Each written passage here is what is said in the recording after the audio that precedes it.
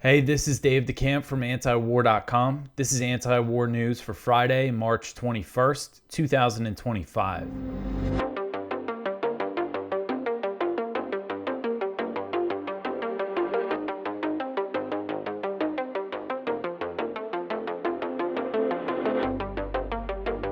All right, first thing, I'll be taking a long weekend. I'm traveling to New Jersey to speak at the State Libertarian Party Convention. I'll be doing that on Saturday. And then Sunday, I'll be traveling back home. So I'm going to take Sunday off. And that's when Sunday night is when I record the first show of the week. So I'm going to be skipping that. So there's going to be 4 shows next week. So no Monday show. If you're in New Jersey, if you're in the Libertarian Party, I'll be speaking at your convention. If you're not a member, but you still want to go, you can buy a ticket to see just the speakers. There's a link in the description where you can do that. It's I think it's at Rutgers campus in New Brunswick, so it's close to New York if you're in New York as well. So again, no show, so 4 shows next week. Another thing to start off with is our fundraiser, which we started last week. And we're moving along. I really appreciate everyone who's chipped in. I've heard from quite a few people who said that they donated, and I really appreciate it. If you haven't helped us out and you have the means and you appreciate our work in antiwar.com, please go to antiwar.com/donate. Consider helping us out. It's a tax-deductible donation, and antiwar.com is 100% reader funded, and this is how we do it. This is how we get by. All right, so the first story at the top of antiwar.com today, Trump fully supports Israel's Gaza slaughter. So White House Press Secretary Caroline Leavitt said Thursday that President Trump fully supports Israel's renewed massive bombing campaign in Gaza, which has killed at least 200 children since Tuesday.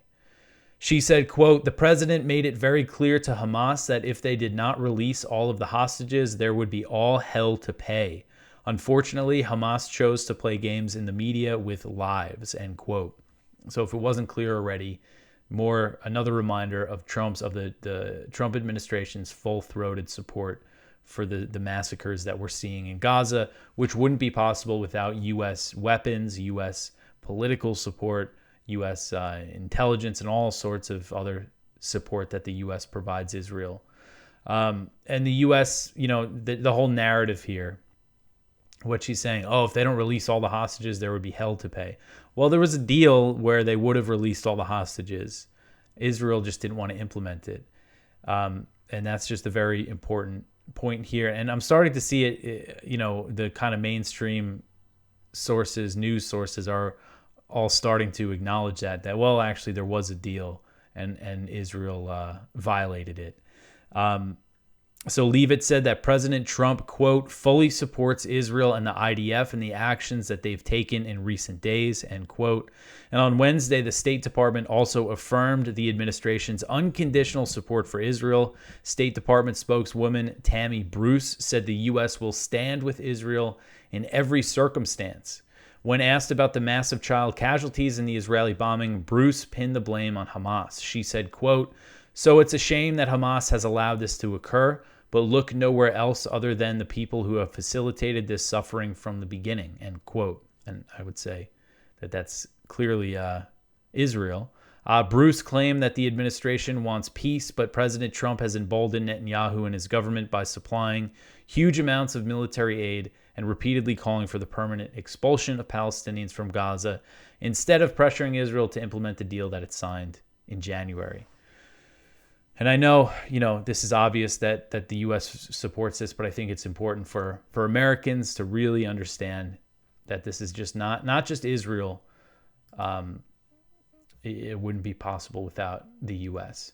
So the next one here, Israel kills 110 in Gaza on Thursday. IDF expands ground invasion.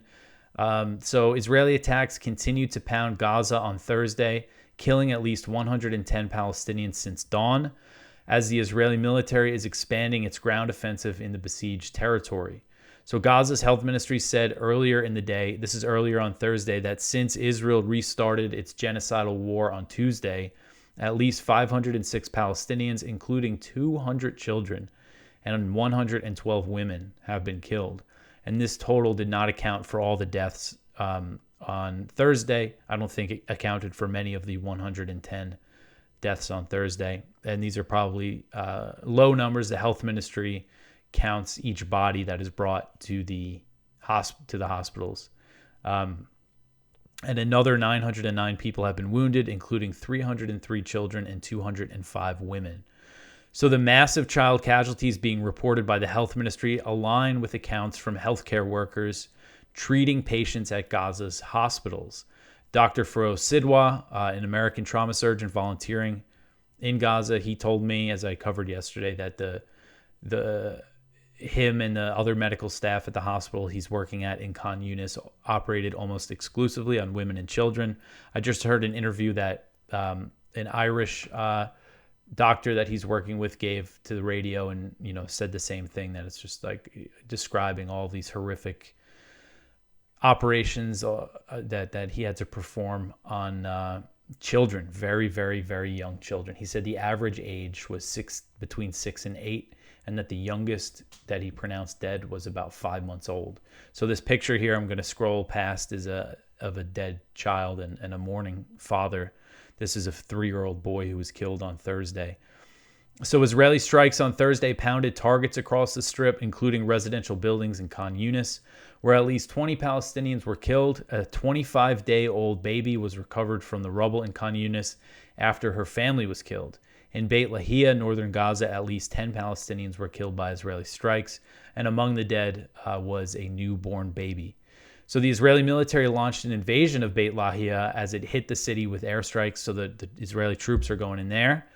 A day earlier, they retook the Netzarim corridor, and then also on Thursday, the IDF started invading Rafah again, the city. So if you remember, during the first phase of the ceasefire, Israel pulled out of the Netzarim corridor, and they pulled out of parts of northern Gaza that they were occupying. They basically went back to what they call the buffer zone on the border, which is cuts about 1 kilometer into Gaza, and then they stayed at the Rafah border crossing in the Philadelphia corridor, which was a violation of the ceasefire deal. They were supposed to withdraw from there by the end of the first phase, but now they're pushing back in.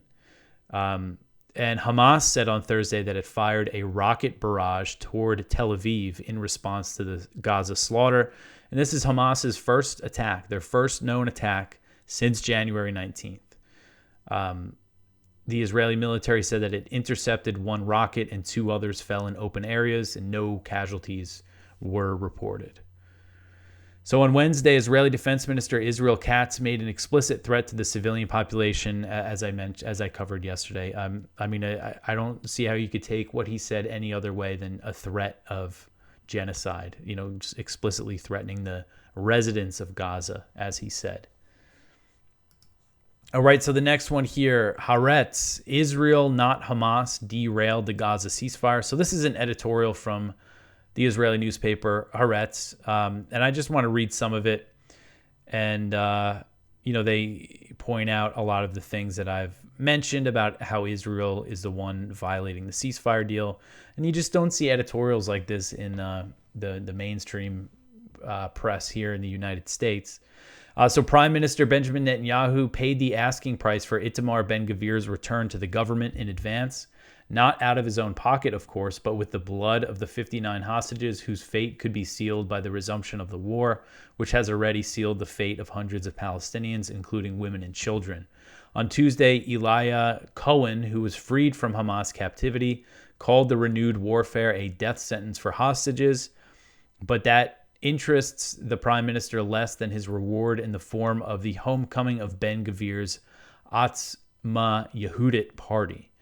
According to the statement released by Netanyahu's office, the decision to strike Gaza was made with Defense Minister Israel Katz after Hamas's repeated refusal to release hostages, as well as its rejection of all the proposals that it received from U.S. envoy Steve Witkoff.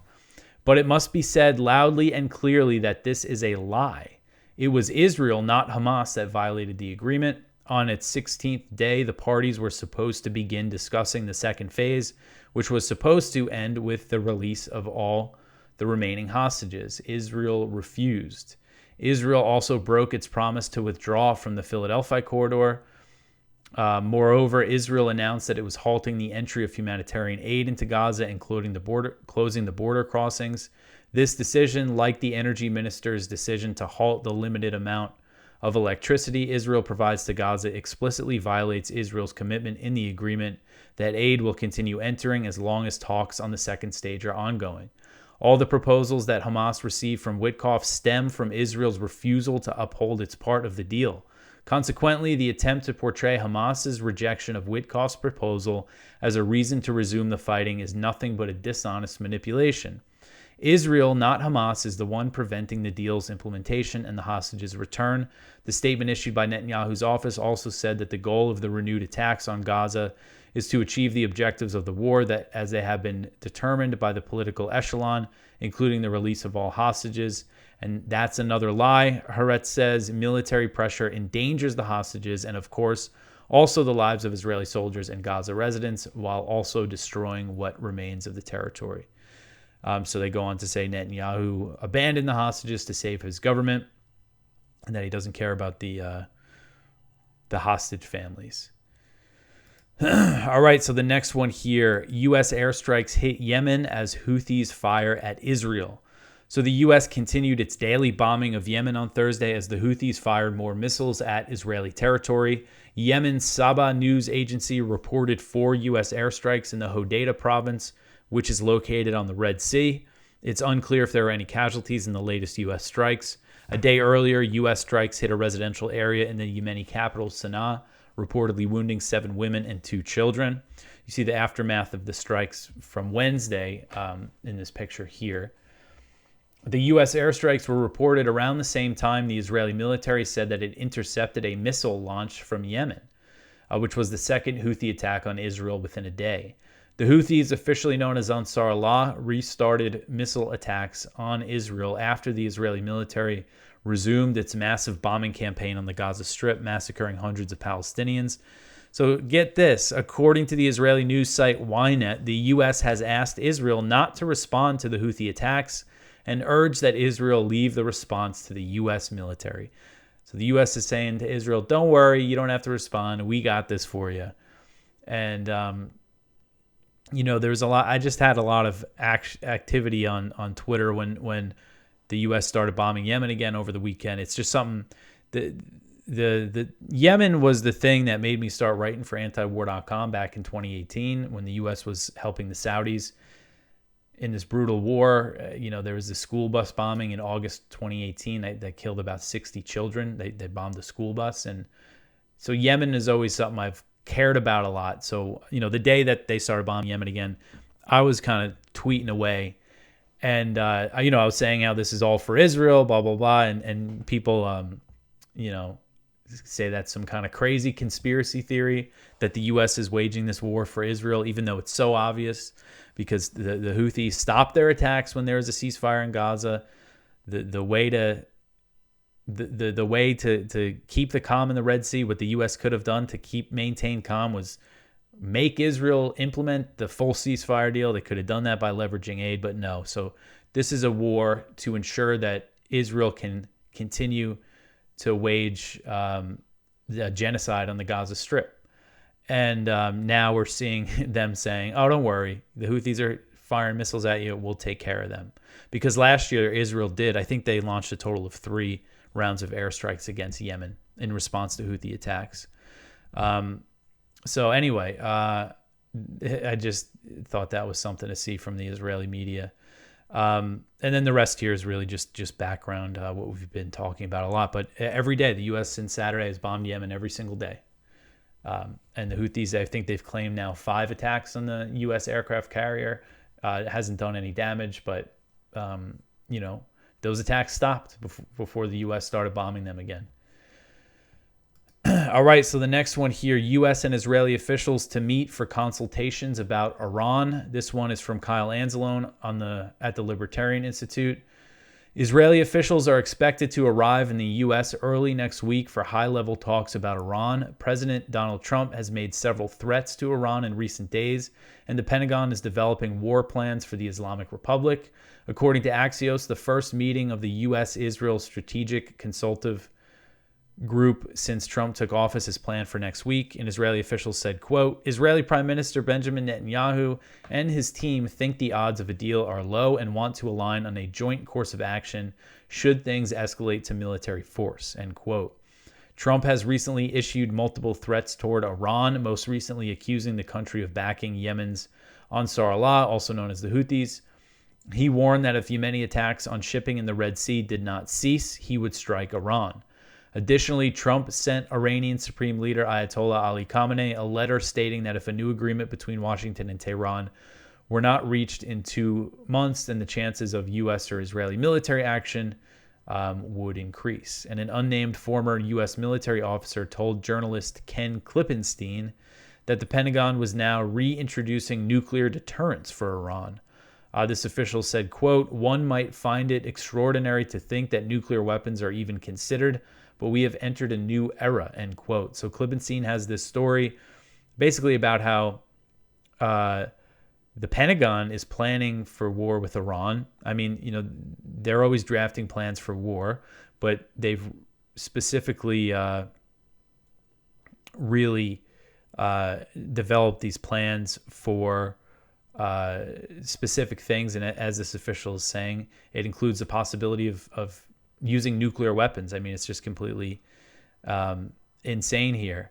And he says that the Iran war preparations have been underway since last year. So this started under President Biden, and it includes new nuclear options. So this military officer who spoke with Klippenstein said that a combination of factors, none of them precipitated by Donald Trump directly, have created a perfect storm to bring nuclear weapons back into the picture. Reintroducing nuclear deterrence, the officer says, serves 3 purposes: to directly deter Iran from developing nuclear weapons, to convince Israel not to use its own nuclear weapons, and to dissuade Saudi Arabia from perceiving that it has to develop its own nuclear weapons because Iran is doing so. But Iran is not, as far as there's no evidence that Iran is making nuclear weapons. But, this is the thing. They could just back off on Iran, lift sanctions, actually make a deal similar to the nuclear deal from 2015, and all this would go away. But that's just not going to happen. And this is, I think I'm still hopeful. I know we've seen all these comments from Iranian officials saying, completely rejecting the idea of talks. A lot of times with the U.S. and Iran, there's some kind of back channel going on through Oman sometimes. So I'm just hoping that there's some kind of back channel talks going on here, like the U.S. saying, hey, we're really, or Iran saying, like, we don't control the Houthis, telling them that, in the U.S. I don't know. I just hope that there's some kind of dialogue happening behind the scenes, because things are getting hairy with this possibility of war with Iran. All right, so the next one here, the U.S. ultimatum to Lebanon, talks or Israeli escalation. So this one's from Jason Ditz. So U.S. Deputy Envoy to the Middle East, Morgan Ortagus, has delivered an ultimatum to the Lebanese government demanding that they form committees to participate in direct negotiations with Israel by month's end or face an escalation of U.S.-backed Israeli attacks on the Lebanese territory. The negotiations were announced a little over a week ago, and Lebanon has said no direct talks were happening. Israel has expressed hope that these talks would ultimately give way to a normalization of Israel-Lebanon relations. The U.S. wants direct Lebanon participation and wants 3 committees specifically on the issue of the active Israeli occupation of 5 military outposts inside Lebanon, the border itself, and the potential Israeli release of Lebanese prisoners. Since Israeli Defense Minister Israel Katz has promised that Israel will continue to occupy those outposts irrespective of how the negotiations do, Lebanon has seen little interest in participating. Israel released a handful of prisoners when the U.S. first announced the talks as a sign of goodwill. The U.S. administration clearly wants to present these talks as a big diplomatic win in the region, but the threat of giving Israel permission to escalate military attacks against Lebanon probably doesn't mean much, since the U.S. has already given Israel a free hand. It was part of it wasn't actually part of the ceasefire deal. It was separate from the ceasefire deal that Lebanon signed with Israel. Was the U.S. giving Israel a guarantee that they could basically have freedom to operate in Lebanon, and Hezbollah has not responded.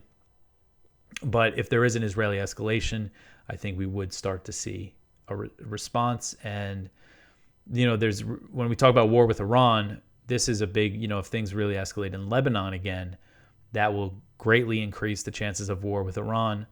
If you remember, and what provoked the first Iranian missile attack on Israel, was Israel bombing the Iranian consulate in Damascus in Syria and killing IRGC officials and other Iranians. I mean, in the middle of the day, they bombed Iran's embassy. Just a huge provocation. If things escalate in Lebanon again, we might see them target Iranians in Lebanon, potentially diplomatic facilities, and then that's something Iran would feel the need to respond to, and then who knows where things would go from there. And Israel's aware of all these ways that they could provoke an Iranian attack, and they're probably thinking now, if Iran does launch another missile attack on Israel, then they're going to get real support from the U.S. for a big attack on Iran. I'm sure that's what Netanyahu is thinking. So if things escalate in Lebanon, it's not going to be good. All right, so the next one here, Syrian government and the SDF start talks in integration. So this is another one from Jason. So while the process is still far from finished, the Hayat Tahrir al-Sham dominated Syrian government and the Kurdish SDF began talks on Wednesday about integrating the SDF forces into the army. During the Syrian war, the SDF set up control over substantial territory in the northeast with the backing of the U.S. That territory includes a lot of Syria's oil and gas resources, and the HTS has said that it is a priority to establish strong central control over all of Syria and not allow autonomous regions like the Kurds have set up. The Kurdish Authority has agreed with the government in principle on the idea of unification, including SDF integration, but a lot of the specifics of how that works have yet to be worked out. Last week's announcement of a very Islamist-centric constitution has raised further concerns about the process across Syria, including among Kurdish groups. The SDF rejected this new constitution. So we'll see if these talks go anywhere. These are early talks. Jason says they seem very preliminary. It's focused on a mechanism for joint committees that will be set up in April and talk about the need for ceasefires in places across all of Syria. So because there is fighting still going on, the SDF is fighting Turkey and its proxies in the north. So we'll see how this plays out. All right, so the next one here, Ukraine and Russia trade massive drone attacks. So on Thursday, Ukraine and Russia traded massive drone attacks amid talks the U.S. has been holding with both sides on reaching a ceasefire. One Ukrainian attack hit an airfield deep inside Russia that houses Russian nuclear-capable strategic bombers. The attack on the airfield in Engels, Russia, reportedly hit an ammunition depot, causing a massive blast and damaging nearby homes in the region. The governor of the Saratov Oblast said that the Ukrainian attack on the region was the biggest yet. And that's where Engels is located. And the Russian Defense Ministry said that its forces downed a total of 132 Ukrainian drones over Russia, including 54 over the Saratov Oblast. And the governor said that 30 homes were damaged in the attack. So big attacks from Ukraine. You see this picture here, the explosion of what was reportedly an ammunition depot. And then Ukrainian officials said that Russia fired a total of 171 drones into Ukraine and said that 75 were shot down and 63 were down by electronic jamming. Russian glide bombs were also dropped on the Sumy and Kharkiv regions near the Russian border, and at least 2 people were killed in those bombings. And these attacks came after both Zelensky and Putin agreed on the partial ceasefire on the energy infrastructure. It hasn't been officially implemented, and the details are expected to be worked out in the coming days. The U.S., Russia, and Ukraine. Well, the U.S. is going to be holding talks with Russian and Ukrainian officials in Saudi Arabia on Monday. So as far as I understand it, it kind of sounded like that they were doing the ceasefire on energy infrastructure right away based on Putin's comments. But as far as I understand it, it hasn't been officially implemented. These strikes, it looks like, I think, like some energy infrastructure, like an oil depot in Russia was damaged. I didn't see any specific energy infrastructure getting damaged in Ukraine. Some rail infrastructure was damaged. It looks like they are kind of holding off on the energy infrastructure as things stand. Both sides are kind of accusing the other of continuing to hit the infrastructure. But again, as far as I know, it's not been officially implemented. But, I mean, seeing these big attacks, these massive Ukrainian drone attacks, which probably rely on U.S. intelligence to hit targets so deep inside Russia, just not really encouraging for the prospects of peace. All right, so the next one here, Taliban frees a U.S. citizen after talks with the U.S. So this is an interesting story here. On Thursday, the Taliban-led government in Afghanistan released a U.S. citizen after holding direct talks with U.S. officials in Kabul. Trump envoy Adam Boehler and former U.S. Ambassador Zalmay Khalilzad traveled to Afghanistan on Thursday and held talks with Maulawi Amir Khan Mutaki, the foreign minister of the Islamic Emirate of Afghanistan, which is the formal name of the Taliban government. And the meeting marked the first time the new Trump administration engaged directly with the Taliban and resulted in the release of George Glesman, an American citizen who was detained by the Taliban in 2022 while traveling in Afghanistan over spying allegations. So you see this picture here released by the Taliban of, you see Adam Boehler. He's wearing a black hat, sitting next to Zalmay Khalilzad. And they said that the release of Glesman was the result of a deal brokered by Qatar. And following weeks of negotiations, Khalilzad, he negotiated the deal that led to the U.S. withdrawal from Afghanistan. I remember when he was appointed to that position because of his history. I mean, he's always been a hawk. I mean, he has ties with he goes back with the neocons. But he did reach a deal with the Taliban that led to the withdrawal. Biden messed it up by delaying the withdrawal deadline. I forget exactly what it was. I think they were supposed to be out by May 1st. I might have that date wrong, 2021. But Biden pushed it back to August 31st. He actually initially, apparently, they pushed it back to 9/11, to September 11th. I just don't know how they thought that would be good optics to do it on September 11th. But that was really the big issue with the withdrawal, was that they pushed it back. But Khalilzad negotiated a deal with a good deal with the Taliban to end the war. So it's just interesting to see U.S. officials going to meet with the Taliban.